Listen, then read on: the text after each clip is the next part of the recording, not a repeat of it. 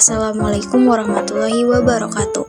Di sini aku bakal jelasin cara menerapkan etika batuk. Etika batuk dan bersin. Yang pertama, wajib menggunakan masker.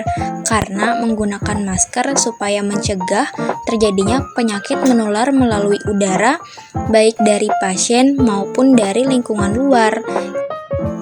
Karena walaupun kita tidak sedang sakit, tapi kita dekat dengan orang yang mempunyai penyakit bisa menular melalui udara, kita juga akan tertular loh. Maka dari itu, menggunakan masker wajib jika datang ke klinik.